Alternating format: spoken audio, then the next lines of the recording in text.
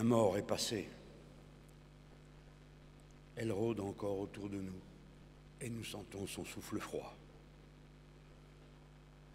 Nous voici assemblés sur le rivage glacé que tracent les bords de ce cercueil, tremblants de peine et sidérés. Nous sommes venus nous réchauffer une fois de plus auprès de lui, car Charb tisonnait si bien pour nous la braise rouge, rouge. Contre la cendre des convenances boursouflées, des certitudes aveuglées, nos rires étaient ces incendies du vieux monde. Charb, on m'a demandé de dire quelques mots, non pour moi, mais au nom de notre immense cohorte, celle que nous formons pour toujours dans le temps, clameur du peuple, nous qui te comptions parmi nos éclaireurs. Charb, tu as été assassiné, comme tu le pressentais, par nos plus anciens, nos plus cruels, nos plus constants, nos plus bornés ennemis. Les fanatiques religieux, crétins sanglants, qui vocifèrent de tout temps, à bas l'intelligence, vive la mort. Charb, ils n'auront jamais le dernier mot, tant qu'il s'en trouvera pour continuer notre inépuisable rébellion. Et il s'en trouvera toujours, parce que tu as fait ta part du travail pour qu'il en soit ainsi, ton crayon à dessin entre les dents. Va, Stéphane, éternel jeune homme, tu marches pour toujours devant nous. Charb, je te vois, le poing fermé comme si souvent, toute la force de tes doigts serrés qui fleurit dans ton sourire. Je te reconnais de loin, Charb. J'ai un mot à te dire.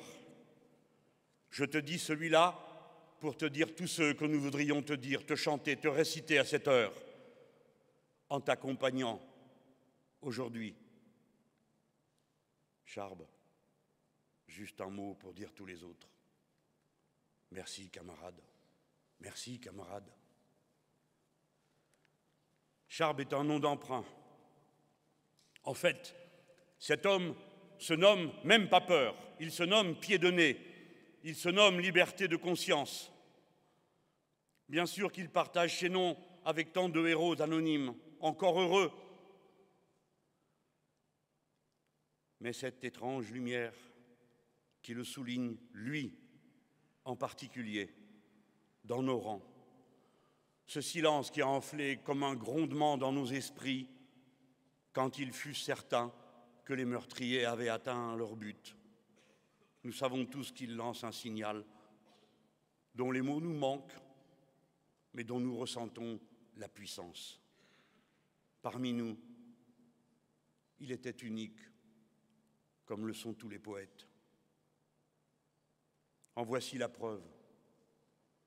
Charb et son coup de crayon ont vaincu la mort qui a été infligée. Charlie vivra. Le délit de blasphème sera abrogé dans la France concordataire. La laïcité brocardée et les laïcards moqués ont la preuve par Charb de leur sens complet.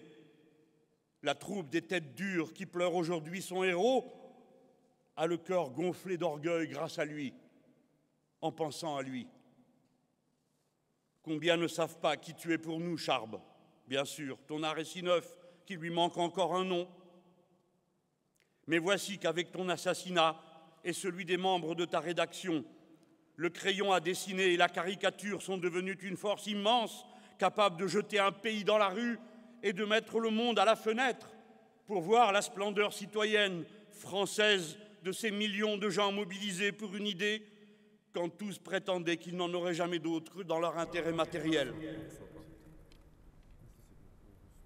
Je dis, ici gît l'un des 4 premiers dessinateurs de l'histoire, mort pour ce que ses dessins dérangeaient.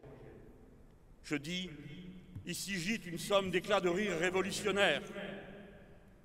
Ici commence de nouveau un monde possible, à jamais promis, celui de l'émancipation, de la splendeur, de l'esprit libre, de la fraternité humaine. Écoutez, comme la rédaction de Charlie, ce qui permet d'y retrouver ses idées. Écoutez l'Internationale. Si les corbeaux, les vautours, un de ces matins disparaissent, le soleil brillera toujours. Adieu, camarades. Merci, camarades.